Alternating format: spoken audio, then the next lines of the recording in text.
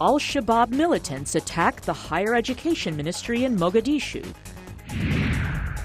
1 year later, a look back at the Chibok kidnappings in Nigeria. And chaos in Israel as the Kardashians touch down for a visit. Africa 54 starts right now. Good evening and welcome. I'm Vincent McCory. This is Africa 54. Somali militants continued their reign of terror on Tuesday, this time attacking a government building housing two ministries in Mogadishu. At least 15 people were killed and several others were wounded when the terrorists triggered two big blasts before storming inside and firing their weapons. The targeted complex houses the ministries for higher education and petroleum and minerals, and it is the latest in a series of attacks in Mogadishu by Al-Shabaab. Police say it took 90 minutes to secure the building after the explosions and shootings. Al-Shabaab's military operations spokesman Sheikh Abdiaziz Abu confirmed that the group was behind the attack. Al-Shabaab is seeking to topple Somalia's Western-backed government and impose its own strict versions of Islamic law. Now, for more details on today's attack in Mogadishu, I'm joined by Mohammed Olad of VOA's Somali service. Mohammed, welcome to Africa 54. Thank you, Vincent. First, can you give us any updates as regards the number of people who have been killed and those who are injured? Well, according to the medical centers in Mogadishu and some hospital sources, they confirmed that 18 people were killed. So the number is increasing and more than 15 people injured. And now the number keeps increasing, but the latest information we have show that 18 people killed and more than 15 injured. Now, is there any significance to the target? This time, the building that houses the Ministry of Education and Minerals and Petroleum?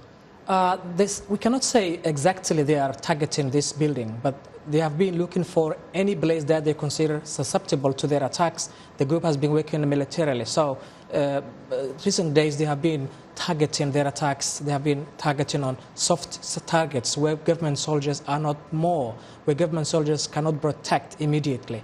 And it's a message that they are sending that they are still alive since they have been weakened by African Union peacekeepers and government soldiers in recent attacks in southern Somalia. Now, we know that Al-Shabaab used to be more like a rebel group that wanted to take over the government and rule Somalia. Does it look like it is still staying on that path? It seems that it's losing the focus. Al-Shabaab nowadays they are starting attacking civilian targets, hotels, restaurants, and everywhere they consider as a soft target where they can aim their attacks. But it does not necessarily mean that they are targeting this building because it's a government building. Before they have been attacking hotels, they have been attacking restaurants, they have been attacking individuals they consider close to the government institutions. And it seems that it's a kind of desperate response to the military weakness they have been facing in southern Somalia recent months. Well, we'll just keep watching the developments there. Thanks a lot, Mohammed, Thank you for joining us today. Mohammed Olad is a reporter with VOA's Somali service. Well, just moments ago, the United Nations Security Council slapped an arms embargo on Yemen's rebels. The resolution specifically targets the leaders of Yemen's Houthi rebels and demand the group withdraw from Sana'a and other areas it has captured.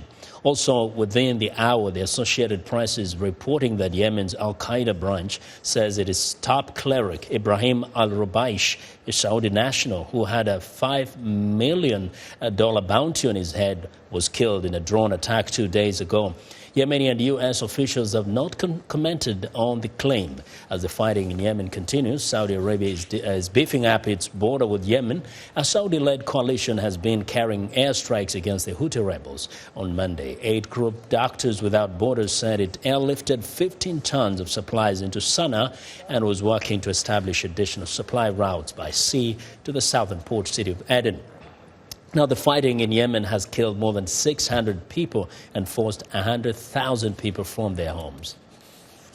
Well, today marks 1 year since hundreds of Nigerian schoolgirls were kidnapped by Boko Haram militants from their dormitory in northeast Nigeria. Protesters wearing red tape across their lips marched through the Nigerian capital, Abuja, to highlight the girls' plight. Nearly 300 students were kidnapped by Boko Haram on April 14, 2014, from a government-run secondary school in Borno State. Some managed to escape, but more than 200 are still missing.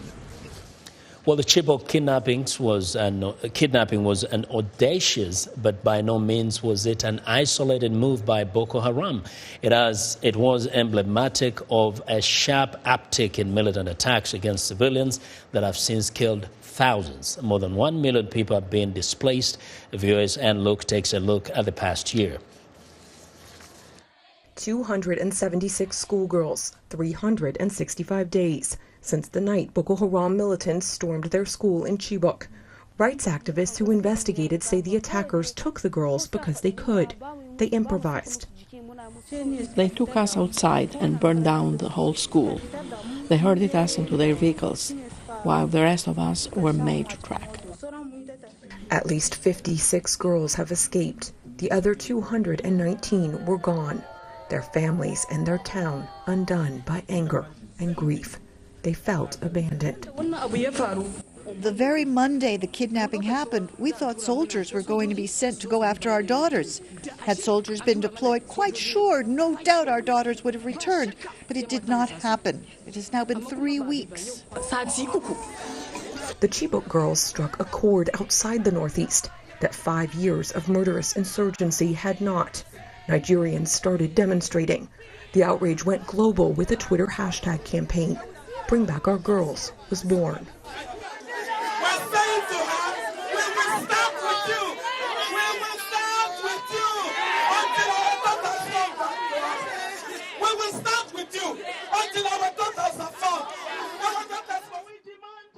The movement has held a rally every day since.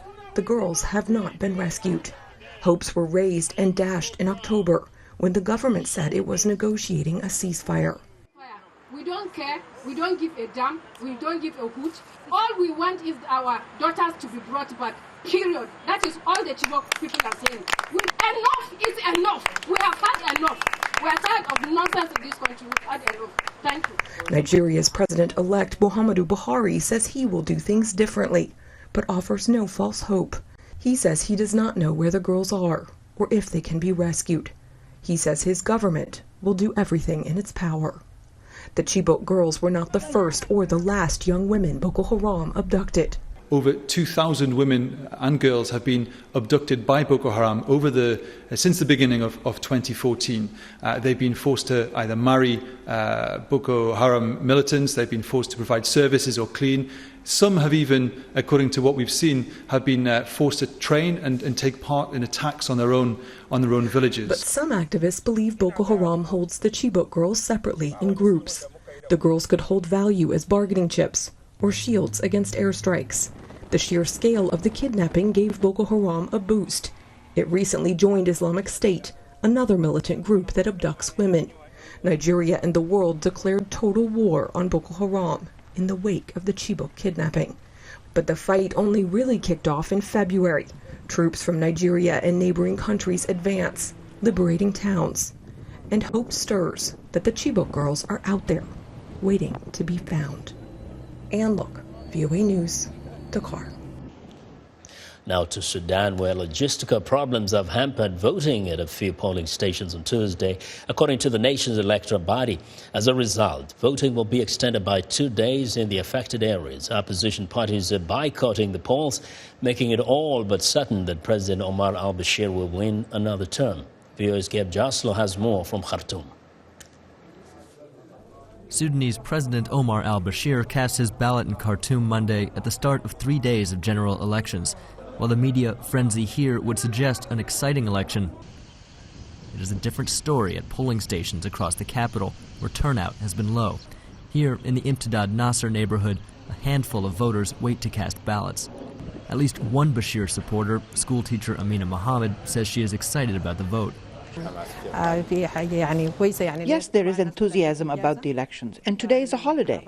Hopefully it will be free and fair as people expect it to be.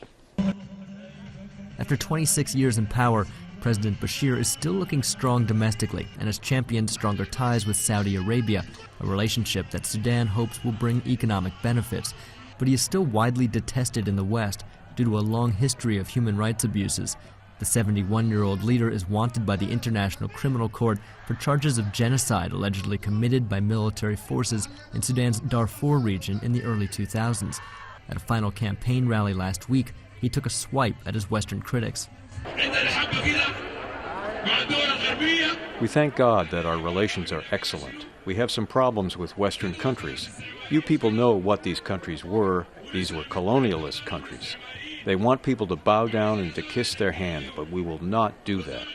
The opposition decided to boycott the election in protest over continued political oppression, which is another explanation for the low turnout.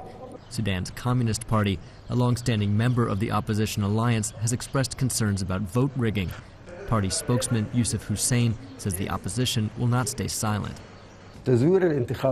Rigging the election will greatly shake the country's national conscience and will trigger a big response. Love him or hate him, it appears Sudan's controversial leader is heading for an inevitable election win. And the world will have to get ready for at least 5 more years of President Bashir. Gabe Joselo, VOA News, Khartoum. Or staying in the neighborhood, South Sudan remains in chaos. A new UN report says hundreds of civilians were killed and wounded in 2014, targeted for their ethnicity, nationality, or political views. The UN Human Rights Division says that its findings on mass killings in Bentiu and Bor could form the basis for war crimes charges. Sophia Guy, a former South Sudan member of parliament, witnessed and survived the massacres. She is visiting the U.S. to advocate for peace and help war-affected people, particularly women and children in Ethiopia, Kenya, Uganda, and the South. Now, Ms. Guy, welcome to Africa 54. And, you know, South Sudan, we've been talking about it for a long time. And it's come to a point where people are almost getting tired of talking about it. Is that a big concern for you? Sure. It is a big concern because our issues and the killing of women and children is still intact. And we see that the world is not considering what is happening in my country. Like what happened last year in regards to Nigeria, the Boko Haram.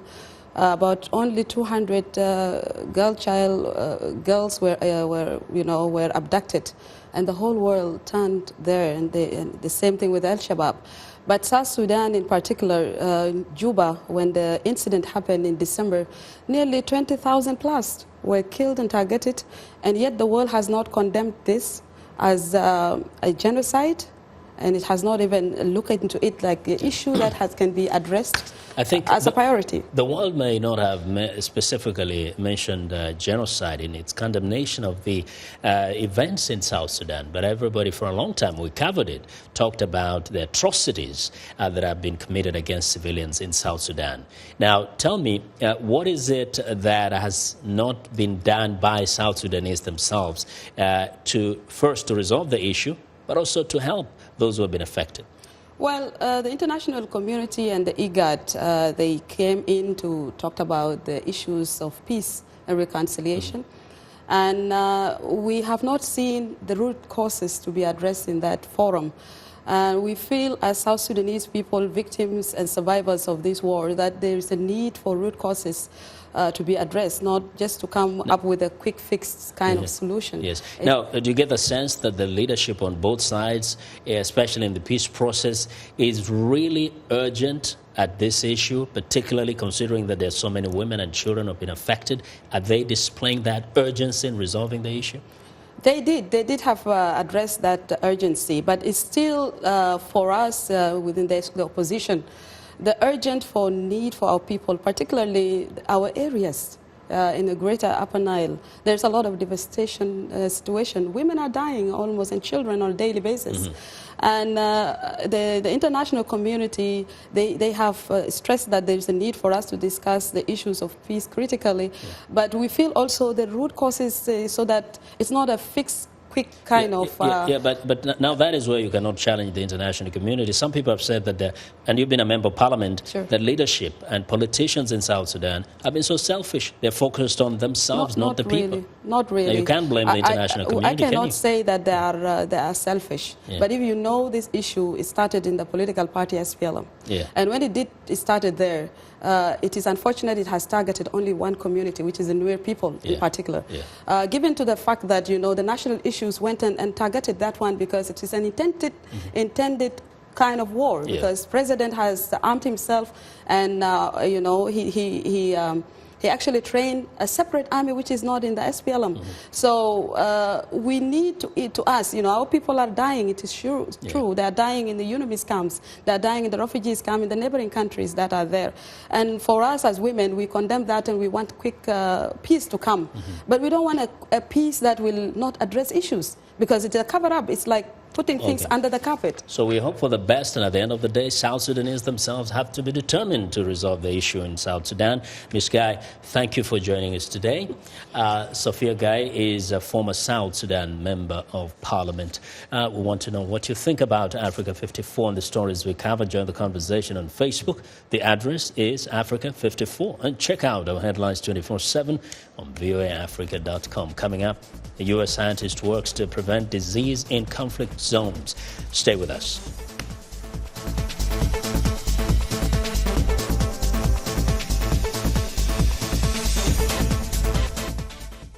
Wherever you are, Voice of America is on air, reaching more than 130 million weekly, worldwide, in more than 40 languages.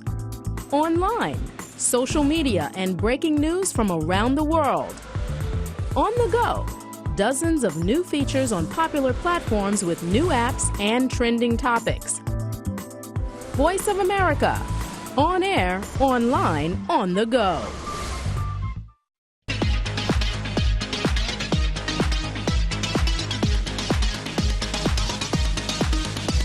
Welcome back to Africa 54. I'm Linor Moudou. A U.S. health expert say things could get much worse for people living in the conflict zones of Northern Africa and the Middle East. The breakdown in health infrastructure could open the way to catastrophic epidemics. Dr. Peter Hotez is working on a plan to fight an epidemic before it happens. VOA's Greg Flekus has our report. This liquid, being oxygenated through agitation, contains microorganisms that are used to create vaccines. Dr. Peter Hotez, who directs vaccine development at the Baylor College of Medicine and Texas Children's Hospital in Houston, says vaccinating people near conflict zones could prevent an epidemic. For once, could the world be proactive in thinking about these diseases rather than slowly reacting to a crisis? He cites last year's Ebola outbreak in West Africa as an example of the world reacting to contain the disease only after it became a crisis.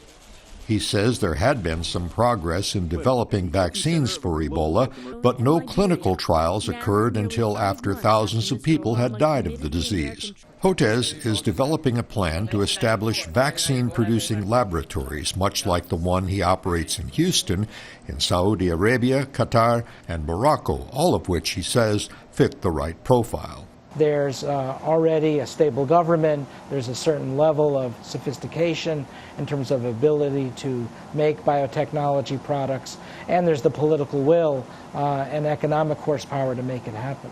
These countries could then identify potential outbreaks and get vaccines to refugees and others near the areas controlled by ISIS where health workers dare not go.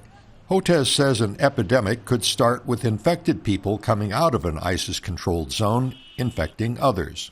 The diseases that emerge out of those ISIS-occupied areas are also eventually going to affect and destabilize the entire Middle East and North African region. With help from the U.S. State Department, Hotez has traveled to Morocco, and he says officials there recognize the health threats from disrupted nations to the east, as well as the recent Ebola epidemic area to the south. He says the Ebola outbreak showed the need for public financing of vaccine development and production. The Ebola crisis really highlighted what happens when you have a disease for which the vaccine technology is available, but you have a market failure because there was no incentive for the big pharmaceutical companies to get involved. Excellent. Hotez says he plans to visit both Saudi Arabia and Qatar in the coming months to discuss his epidemic prevention project with officials there. Greg Flekus, VOA News, Houston. experts say sub-Saharan Africa presents some of the world's most serious health issues. The region is confronted by a heavy burden of communicable and non-communicable diseases. Malaria, HIV/AIDS, weak health systems, maternal and infant mortality are just some of the health challenges that many people and communities are faced on a daily basis. However, the region has the fewest resources to solve them. And we'll discuss these issues and learn what one organization is doing to address them. Joining us in the studio is Dr. Christopher Mfonyam, a technical specialist with the Office of Health and HIV/AIDS at AfriCare. AfriCare is a non-governmental organization with the mission to improve the quality of life of the people in Africa. Dr. Mfonyam, welcome to the program. Thank you. Let me start with malaria. We do not hear very much about malaria these days. World Malaria is approaching. World Malaria Day, but is it because the battle against malaria is being won on the ground that we don't hear much about it these days, or is it perhaps the Ebola outbreak? Significant improvements have been made in the battle against malaria, but we cannot say the battle is won yet. We know with outbreaks of epidemics like Ebola, the press might be more focused on that. Malaria is still a major problem of public health importance in sub-Saharan Africa. It's still the major killer of children below 5 years of age.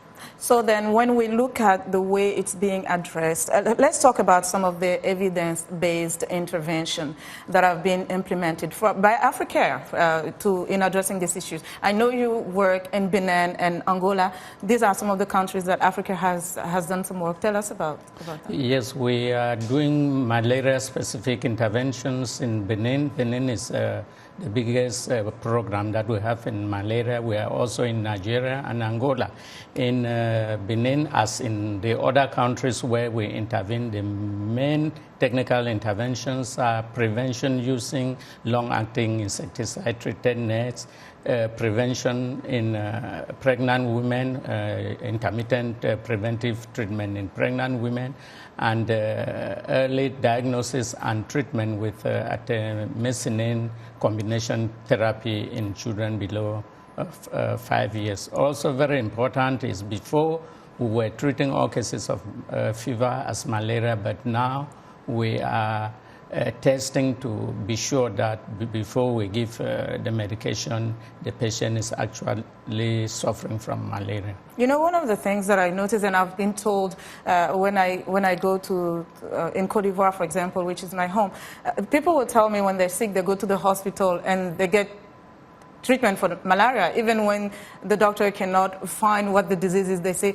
take this drug for malaria. We never know. So when we look at the evidence-based intervention that you mentioned earlier, and we think about the way malaria is being addressed today, what do you think needs to be really focused on to ensure that this disease doesn't continue to kill children and even adults? I think we need to continue to scale up these evidence-based interventions which I've mentioned, and make sure that we diagnose before treating. And when we are treating, we need to track to ensure that maybe patients are not getting resistant to the medication. Okay. It's very, very important to do that because we are seeing in other parts of the world resistance to ACTs. Also, even the bed nets, some mosquitoes are getting resistant to the insecticides. So these are challenges that we need to... And in this process, also strengthening health system is very important, quickly. It is important because we need to update the knowledge of the staff who are in the field on existing state-of-the-art management of malaria cases, prevention, as well as community health workers and civil society, because malaria is not only for health staff, it's for everybody in the community, starting from the family, and then coming to the health system and even environment, sanitation and hygiene. Integrated approach. Thank you so much, Dr. Mfoniam, for being here today. Thank you. And that was Dr. Christopher Mfoniam. He is technical specialist with the Office of Health and HIV/AIDS at AfriCare. And that's our Africa Health Report for today. Back to you, Vincent. Well, thanks, and I'll be sure to watch Lenore Mudu's health reports every Tuesday and Thursday right here on Africa 54. It's time now for a short break. Still to come on Africa 54, keeping up with the Kardashians in Jerusalem. We'll be right back.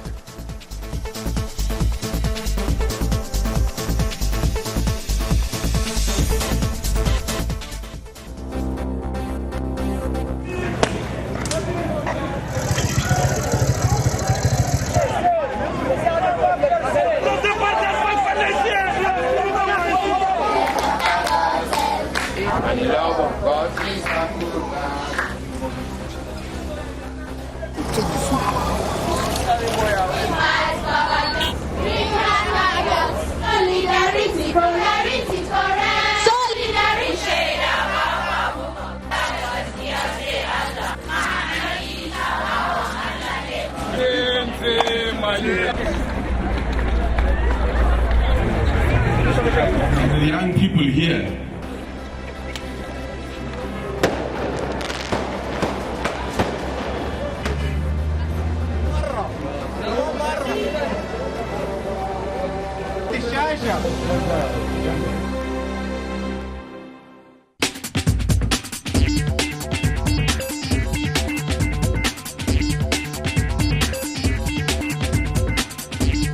Welcome back to Africa 54. Here's what's trending. Pandemonium in Israel as the Kardashians arrive in the Holy Land.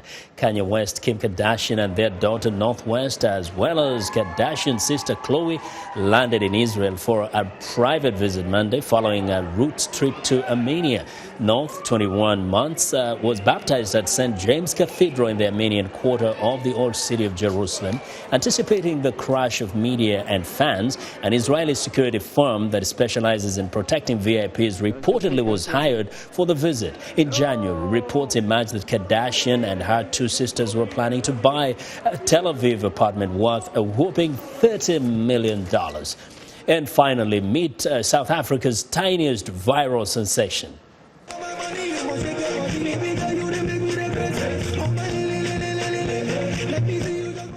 Well, at first it seemed like a fluke. A 2-year-old playing with the knobs and buttons of a sophisticated music system, mixing tracks on the hoof. However, the father of viral DJ sensation Oratilwe Longwane, also known as DJ AJ, quickly realized that his son was in total control of the beat of the bass-heavy house music emanating from his home speaker system. The resulting cell phone video of young DJ AJ went viral, and now he has nearly 25,000 Facebook followers.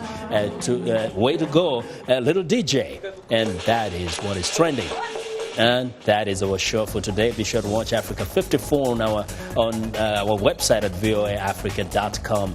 And for more news, tune in to VOA's evening radio show, Africa News Tonight at 1800 UTC. And in the mornings, Today Break Africa between 0300 and 0600 UTC, Monday through Friday. Thanks for watching. Have a good night.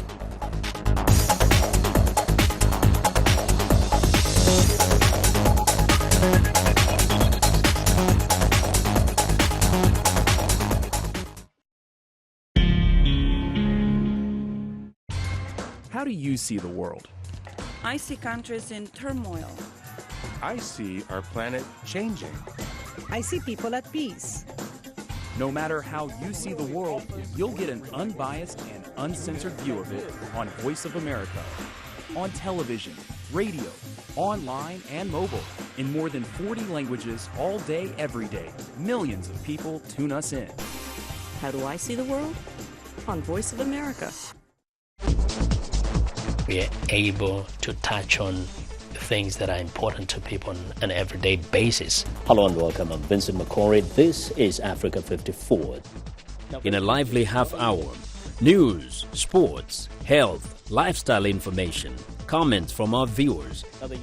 Africa 54, the best for Africa, about Africa. Join us only on VOA.